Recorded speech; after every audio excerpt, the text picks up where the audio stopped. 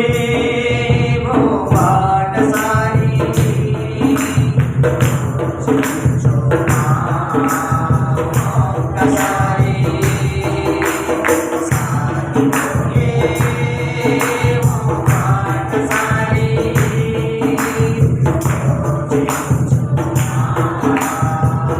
ఒక్కసారి ప్రేమ శాశ్వతం ఈ లోకంలో శాశ్వతం నీ పయనంలో ప్రేమ శాశ్వతం ఈ లోకంలో శాశ్వతం నీ పయనంలో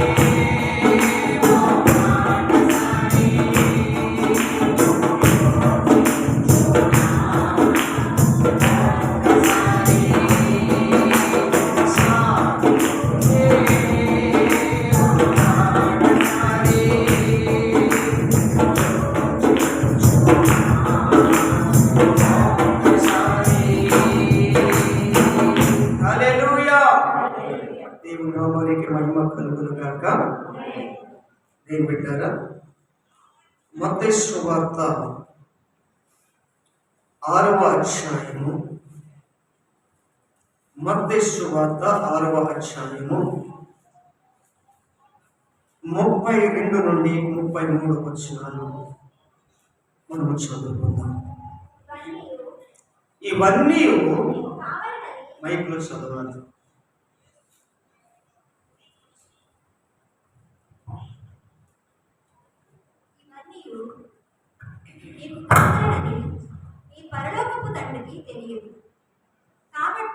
కాబట్టి మీరు ఆయన రాజ్యమును నీతిని మొదట వెతుకుడి, అప్పుడు అవన్నీ మీకు అనుగ్రహింపబడును.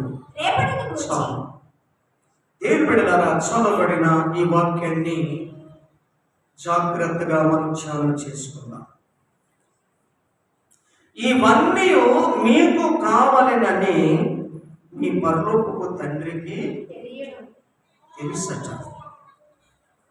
మన దేవునికి, మన తండ్రికి, మన ప్రభువుకి ఏం తెలుసట? అన్నీ కావాలని తెలుసట. నీకు ఏమేమి కావాలో ఎరిగినటువంటి వాడు ఒక్కడే.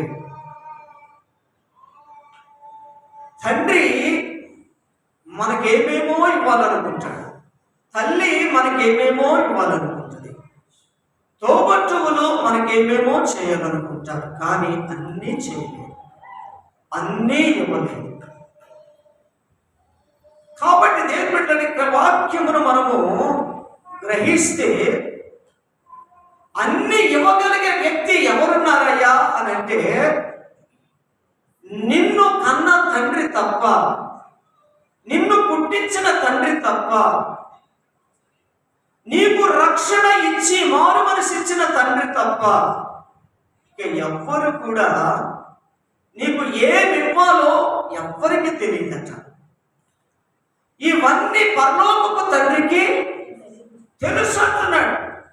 ఎందుకు ఆ మాట అంటే, ప్రభువారు ఆ ప్రజలు చూస్తున్నప్పుడు ఆయన కనబడింది ఏంటంటే వారిలో చింత, బాధ.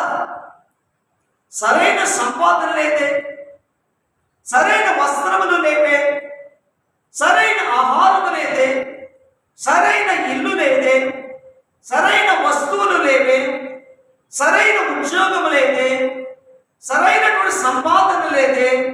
ఇలాగ మేము ఎంతకాలం బ్రతకాలి, మేము ఎంతకాలము ఇలాగ జీవించాలి అనే బాధలు దేవునికి బాగా కనబడుతున్నాయి, బాగా కనబడుతున్నాయి. ఈ రోజున దేవుని బిడ్డలారా, నీ గురించి, నీ కుటుంబం గురించి, నీ బ్రతుకు గురించి ఎవరికి బాగా తెలుసు అంటే దేవునికి మాత్రమే బాగా తెలుసు. నువ్వు అనుకుంటావు ఏమనంటే, అయ్యో నాకు సరైన వస్త్రములు లేవయ్యా, బలమైన ఆహారం లేదయ్యా, సరైన సంపాదన లేదయ్యా, ఉండడానికి సరైన నివాసము లేదయ్యా, సరైనటువంటి బిడ్డలు నాకు లేదయ్యా, సరైనటువంటి స్థితి నాకు లేదయ్యా, ఆరోగ్యం లేదయ్యా అని తెల్లవారు లేస్తే ఇవే మనకు ఎక్కువ కనబడుతున్నటువంటి కష్ట బాధలు. ప్రభు అంటున్నాడు ఏంటంటే, అమ్మా నువ్వు దేని కొరకు చింతపడుతున్నావో, నువ్వు దేని కొరకు బాధపడుతున్నావో నాకు తెలుసు.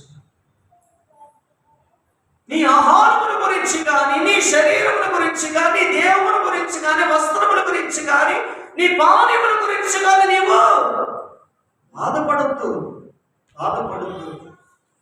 ఎందుకంటే నేనే కదా నిన్ను కన్నది, నేనే కదా నిన్ను పుట్టించింది, నేనే కదా నీ తల్లి గర్భంలో నిన్ను రూపించింది.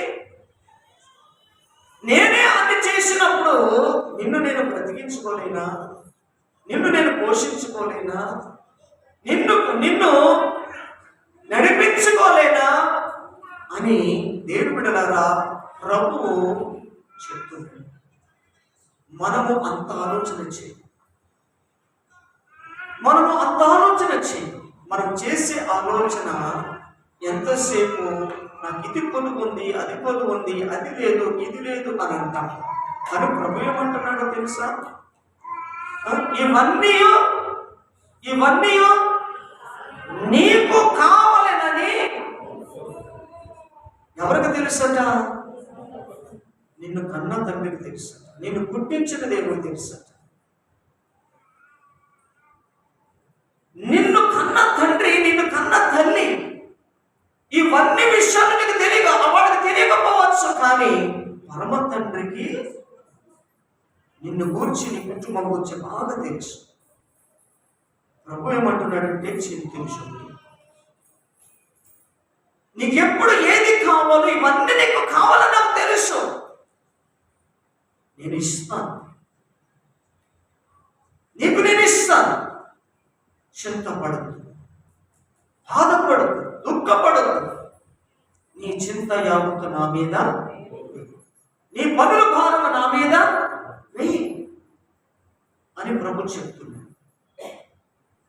కనుక ఆయన చెప్పిన మాట ఏంటిదంటే, ఇవన్నీ నీకు కావాలని తెలిసినటువంటి ప్రభు చెప్తున్నటువంటి మాట, మొదట నువ్వేం చేయాలి? దేని వెతక అని చెప్తున్నాడంటే, మొదట ఏం చేయాలంటే మనము ఆయన రాజ్యాన్ని, నీతిని వెతకాలి. అదేనంటే ప్రభు చెప్పింది. మొదట ఏం చేయమని చెప్తున్నాడు? మొదట నువ్వు పలానా ఇంటికి వెళ్ళి నేను అప్పగిస్తాను, పలానా కంపెనీ దగ్గరికి వెళ్ళి అప్లికేషన్ పట్టుకుని నేను ఉద్యోగం ఇస్తాను, పలానా షాప్ దగ్గరికి వెళ్ళి నీకు అనుమతిస్తా, అలా చెప్తున్నాడు ప్రభు. మనము చేస్తాం అవన్నీ. వాడు ఇస్తాడో ఇవ్వడో తెలియదు, కానీ మన అవసరత అలా పరిగెట్టిస్తుంది. మన అవసరత సిగ్గులు కూడా తీసేస్తుంది. ఏమంటారో, ఇస్తానంటారో, ఇవ్వనంటారో, ఇవ్వనంటే నేనేం చేయాలి అనే ఆలోచన కూడా లేకుండా ఏదేమైనా కానీ నాకు అవసరం ఉంది కాబట్టి నేను వెళతాను, అడుగుతా, ఇస్తే ఇస్తాను, లేకపోతే లేదు అని మనము అలాగా అడిగి అవసరతలు తీర్చుకుంటాం దీని బిడ్డగా. కానీ ప్రభు ఏమంటున్నాడంటే, నాయనా, నా తల్లి, నా బిడ్డ, ముందు నా రాజ్యాన్ని వెతుకు. తర్వాత ఏం చేస్తావంటే నా నీతిని వెతుకు. ముందు నా రాజ్యాన్ని వెతుకు, నా నీతిని వెతుకు. అప్పుడు నీకు ఏమేమి కావాలో అందులో అన్నీ ఉన్నాయి.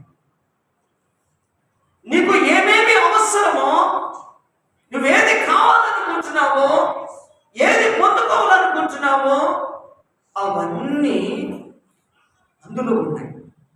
కనుక నువ్వు చేయాల్సిందేంటి? వాళ్ళింటికి అక్కడిక్కడికి పరుగులెత్తి ఇవ్వకపోతే అవమానపడి, ఇవ్వకపోతే సిగ్గుపడి, ఇవ్వకపోతే తలదించుకుని, ఇవ్వకపోతే బాధపడి, ఇవన్నీ కాదు.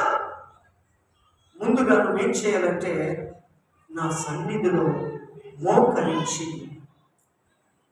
నా రాజ్యాన్ని వెతుకు, నా నీతిని వెతుకు అని అంటున్నాడు ఆయన. రెండు విషయాలు మనకి ఇక్కడ కనపడతాయి. ఒకటి ఆయన రాజ్యం, రెండవది ఆయన నీతి. ఆయన రాజ్యం వెతకాలట, రెండవదిగా ఆయన నీతి వెతకాలట. 1 దినవృత్తాంత గ్రంథాలు 29వ అధ్యాయం 11వ వచనంలో మనం చదువుకుంటే, 1 దినవృత్తాంత గ్రంథములు 29వ అధ్యాయం 11వ వచనంలో మనం చూస్తే, యెహోవా భూమి ఆకాశముల యందుండు సమస్తమును నీ వశము, మహాత్మ్యమును పరాక్రమమును ప్రభావమును తేజస్సును ఘనతయు నీకే చెందుచున్నవి. యెహోవా రాజ్యము నీది, నీవు అందరి మీదను అధిపతిగా హెచ్చించుకొని ఉన్నావు. దేవునికి మహిమ కలుగును గాక. రాజ్యం ఎవరిదంట? రాజ్యం ఎవరిది? దేవునిది. రాజ్యము దేవునిది. అందుకనే అంటున్నాడు, మొదటగా నా రాజ్యమును వెతుకు. ఎందుకు వెతకమంటున్నాడంటే ఆయన ఏమై ఉన్నాడట? భూమి ఆకాశముల యందుండు సమస్తమును ఎవరి వశములో ఉన్నాయి? దేవుని వశములో ఉన్నాయి. ఒక మనుష్యుని వశములో కాదు ఉన్నవి, దేవుని వశములో ఉన్నాయి. అన్ని దేవుని వశములో ఉన్నప్పుడు అన్ని కలిగిన దేవుని వద్దకు వెళతావా? కేవలము ఎంతో కొంత డబ్బు నీకు ఇచ్చి అవసరత తీర్చిన వాళ్ళ దగ్గరికి వెళ్తావా? ఎన్నో కొన్ని సరుకులు ఇచ్చి ఆ పూటకు నీకు అవసరం తీర్చే దుకాణదారు దగ్గరికి వెళతావా? ఎంతో కొంత నీకు అప్పించి ఏదో ఒక గట్టెక్కించి నీ అవసరం తీర్చిన ఒక మనుష్యుడి దగ్గరికి నువ్వు వెళతావా? వారి కంటే ముందుగా నువ్వు వెళ్ళాల్సింది ఎక్కడికి? వారు కొంత డబ్బు కలిగి ఉంచారేమో, వారు కొంత వస్తువులు కలిగి ఉంచారేమో, వారు కొంత నీకు ఇవ్వగలిగే కొంత అవసరం తీర్చగలిగే కలిగి ఉంటారేమో, కానీ నిన్ను నీ కుటుంబాన్ని పెంచగలిగే అంత ఇవ్వడానికి ఎవ్వరు కూడా ముందుకు రారు. జీవితకాలం అంతా కూడా నిన్ను పెంచడానికి, నీ అవసరత తీర్చడానికి ఎవ్వరు కూడా ముందుకు రారు. ఎవ్వరు కూడా నీకు సహాయం చేయరు.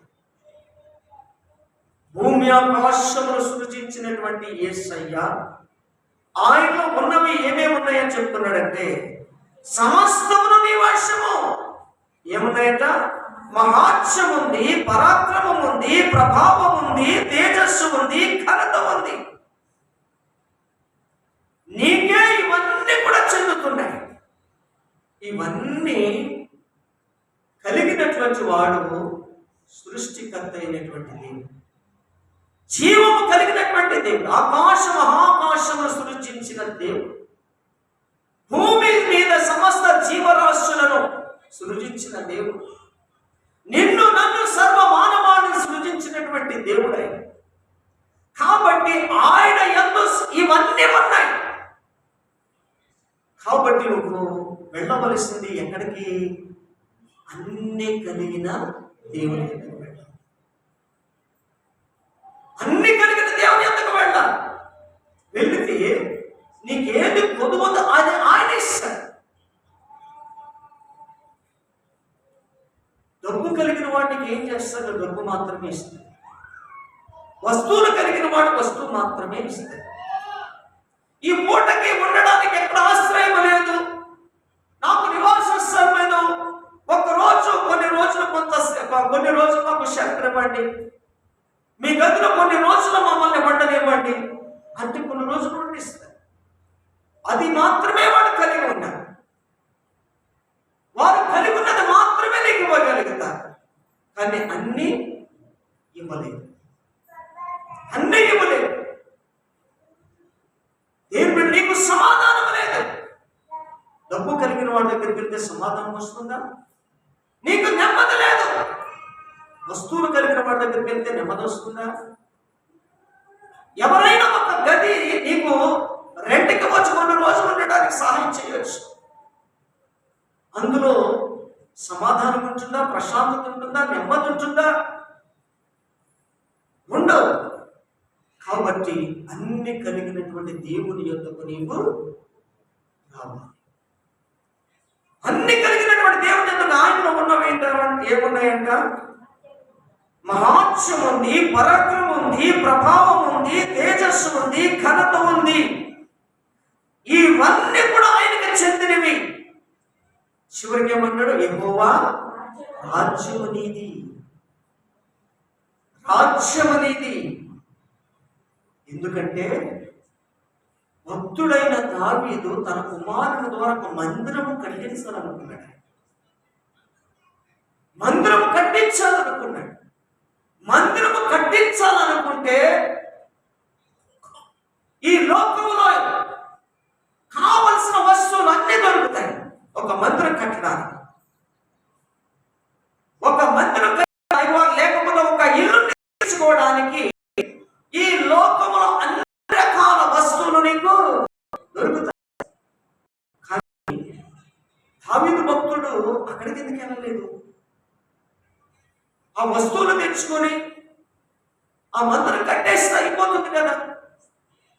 నేను దేవుడికి మందిరం కట్టేసానని చెప్పుకుంటే అయిపోయాడు. కానీ ముందుగా ఎక్కడికి వెళ్ళాడు? దేవుని యొద్దకు వెళ్ళాడు. మందిరము కట్టక మునుపు అన్ని కలిగిన దేవుని యొద్దకు వెళ్ళాడు. ఈ లోకంలో బంగారు దొరుకుతుంది, వెండి దొరుకుతుంది, ఇనుము దొరుకుతుంది, కర్ర దొరుకుతుంది, లోహాలకు సంబంధించినవన్నీ కూడా దొరుకుతాయి, కట్టడానికి కావాల్సినవన్నీ దొరుకుతాయి. కానీ అన్నిటిని వదిలిపెట్టి ఎక్కడికి వెళ్ళాడంట? అన్నిటిని సృష్టించిన సృష్టికర్త దేవుని యొద్దకు వెళ్ళాడంట. దేవునికి మహిమ కలుగును గాక. ఇవన్నీ కావాలని నాకు తెలుసు, ఇవన్నీ నీకు కావాలని నాకు తెలుసు అంటున్నాడు ప్రభు. కనుక ఏం వెతకమన్నాడు? రాజ్యమును నీతిని వెతకమన్నాడు. ఇక్కడ మందిరం కట్టాలనుకున్నాడు దావీదు గారు.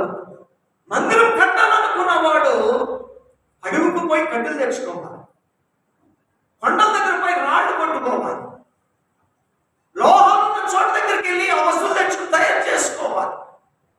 కానీ అక్కడిక్కడ పోకుండా అన్ని సృష్టించిన, అన్ని కలిగిన దేవుని యొద్దకు వెళ్ళాడు. ఇది మర్చిపోకండి దేవుని బిడ్డ.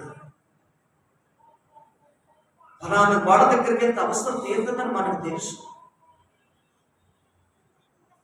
ఇవ్వమనుకోండి ఇస్తారని తెలుసు. కానీ అన్ని తెలిసిన, అన్ని దొరుకుతాయని తెలిసిన మనము ఎక్కడికి వెళ్ళాలి? ముందుగా ఇవి నీకు కావాలి అని ఎరిగిన దేవుని యొద్దకు మనము వెళ్ళాలి. ఆ దేవుని యొద్దకు మనం వెళ్ళాలి. అక్కడికి వెళ్ళాడు దావీదు, అక్కడికే వెళ్ళాడు. చివరికి ఏమన్నాడు? రాజ్యము నీదయ్యా. నీ రాజ్యము కాదని మేము ఏ రాజ్యమును కట్టుకోగలుగుతాం? మేము ఒక రాజ్యమును స్థాపించుకోవాలంటే, ఒక రాజు నిలబెట్టాలంటే, ఒక పరిపాలన కొనసాగించాలంటే, సమస్తము కలిగి ఉన్నటువంటి దేవుడు అయిన నీ యొద్దకు వస్తేనే ఇవి సాధ్యమవుతాయి. నువ్వు అనుమతిస్తేనే మందిరం కట్టగలుగుతాం, అనుమతిస్తేనే రాజుగా నిలబెట్టగలుగుతాం, అనుమతిస్తేనే పరిపాలన చేయగలుగుతాం. దేవుడు ఏది అనుమతించకుండా ఏ రాజు కూడా పరిపాలన చేయడు, ఏ రాజు పరిపాలన చేయడు. ఈ లోకంలో పరిపాలన చేసే అధికారులు నిలబెట్టాలంటే ప్రజలు కావాలి. ప్రజలు లేకుండా, ప్రజలు ఎన్నిక చేయకుండా ఏ ఒక్కరు కూడా అధికారిగా నిలబడి ఈ రాష్ట్రాన్ని, ఈ యొక్క దేశాన్ని వారి పరిపాలన చేయలేదు. కనుక మనుషులకు మనుషులు అవసరం. కానీ ఇక్కడ దేవుని చిత్తం నెరవేర్చాలంటే దేవుని రాజ్యం అవసరం. కనుక దేవుని చిత్త ప్రకారమైనటువంటి రాజు కావాలంటే, దేవుని చిత్త ప్రకారమైన రాజ్య పరిపాలన చేయాలంటే, దేవుని చిత్త ప్రకారమైన న్యాయ తీర్పు తీర్చాలంటే, ఆ ప్రజలు కాపాడాలి అంటే సమస్తమును సృష్టించినటువంటి ఆ దేవాది దేవుని యొద్దకు వెళ్ళితేనే అది సాధ్యం. దేవుని బిడ్డలారా, ఎవరి దగ్గరకు వెళ్ళకుండా, దేవుని దగ్గర వెళ్ళకుండా దావీదు గారు తన కుమారుణ్ణి నిలబెట్టేయచ్చు, మందిరం కట్టేయచ్చు, నిలబెట్టేయచ్చు, డిక్లరేషన్ చేసేయచ్చు. ఇదిగో నా కుమారుడు రాజుగా చేయబడబోతున్నాడు, పరిపాలన చేయబోతున్నాడు, మేము నిలబెట్టాం అని ప్రకటించుకొని పరిపాలన చేయొచ్చు. కానీ ఇవన్నీ జరగక మనకు జీవము గల దేవుని యొద్దకు వెళ్ళి విచారణ చేస్తాం. దేవుని దగ్గరకు వెళుతున్నాడండి. దేవునికి మహిమ కలుగును గాక. చూడండి, దావీదులో ఎంత తగ్గింది. మొట్టమొదటిగా ఏం వెతుకుతున్నాడు ఆయన? రాజ్యములు వెతుకుతున్నాడు. ఒక రాజు కావాలి అని అంటే ఆ రాజ వంశంలో పుట్టి వారసుగా నిలబడితే రాజు అయిపోతాడు. ఒకవేళ వారి ఇంటిలో ఆ వారసుడు లేకపోతే తగినటువంటి వ్యక్తి ఆయన సైన్యంలో ఎవరైతే ఉంటారో వాళ్ళని నిలబెట్టి రాజుగా చేయొచ్చు. లేకపోతే కుట్రల పని రాజుగా అయిపోవచ్చు. కానీ దేవుని బిడ్డలారా, ఎన్నో అవకాశాలు ఉన్నప్పటికీ కూడా ఇక్కడ దావీదు గారు ముందుగా దేవుని రాజ్యాన్ని వెతుకుతున్నాడు. దేవుని రాజ్యాన్ని ఎందుకు వెతుకుతున్నాడు? దేవుని చిత్త ప్రకారమైన, దేవుని అనుమతి ప్రకారంగా, దేవుని నడిపింపు ప్రకారంగా, దేవుని మాట ప్రకారంగా, దేవుని ఆలోచన ప్రకారంగా పరిపాలన జరగాలి అని అంటే ఖచ్చితంగా ఎక్కడికి వెళ్ళాలి? దేవుని యొద్దకు వెళ్ళాలి. దేవుడు ఏదైనా మనం ప్రయత్నం చేసే ముందు, ఏదైనా ఒకటి సంపాదించుకోవాలి అనుకునే ముందు, ఏదైనా ఒక పని ప్రారంభించాలి అనుకునే ముందు మనము ఎదగాల్సింది ఏంటి? డబ్బు కాదు, వస్తువులు కాదు, మనుషుల సహాయం కాదు, పర్మిషన్స్ కాదు. డబ్బులున్నా కట్టుకోలేని పరిస్థితులు ఉంటాయి ఒక్కొక్క. అధికారిక పర్మిషన్ కావాలి, దానికి మళ్ళీ కొంత లంచం పెట్టాలి. ఎన్నో రకాలుగా ప్రయత్నాలు చేస్తే తప్ప ఒక వ్యక్తి ఇంటిని కట్టుకోలేడు, ఒక ఇంటిని కట్టుకోలేదు. ఇక్కడ ఒక రాజుగా నిలబడాలి అని అంటే, రాజ్య పరిపాలన కొనసాగించాలి అని అంటే ఎక్కడికి వెళ్తున్నాడు దావీదు గారు? దేవుని సన్నిధికి వెళుతున్నాడు. దేవుని సన్నిధిలో వెళుతున్నాడు. అయ్యా, ఈ రాజ్యము నీది, మహాత్యం అనేది, ఘనత అనేది అన్ని నీలో ఉన్నాయి ప్రభు.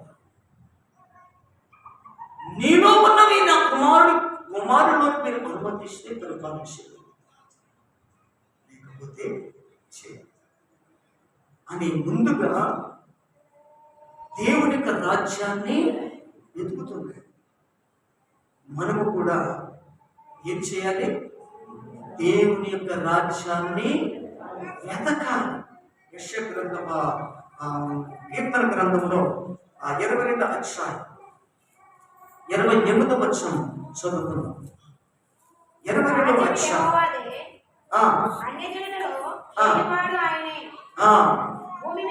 చాలా రాజ్యము ఎవరిదట? రాజ్యము యెహోవాదే, అన్యజనులలో ఏలువాడు ఆయన. రాజ్యము దేవునిది. దేవుడు రాజ్యమును, భూమి ఆకాశం సృజించకపోతే ఒక రాజ్యము అనేది ఎలా ఏర్పడుతుంది? మనుషులు లేకపోతే రాజు ఎలాగా ఉంటాడు? మనుషులుంటే ఆ మనుషులు పరిపాలించడం ఆ రాజుకు వస్తారు. ఆ రాజ్యం పరిపాలన చేయాలంటే రాజాది రాజు అనేటువంటి దేవాది దేవుడు ముందుగా ప్రపంచం అంతటి కూడా ఆయన రాజై ఉండాలి. ప్రపంచం అంతటి కూడా ఆయన రాజై ఉండాలి.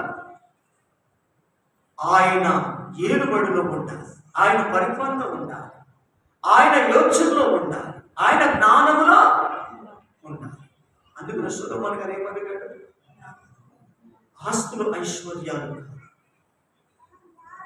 ఆయన అడిగింది ఏంటి? జ్ఞానమడి.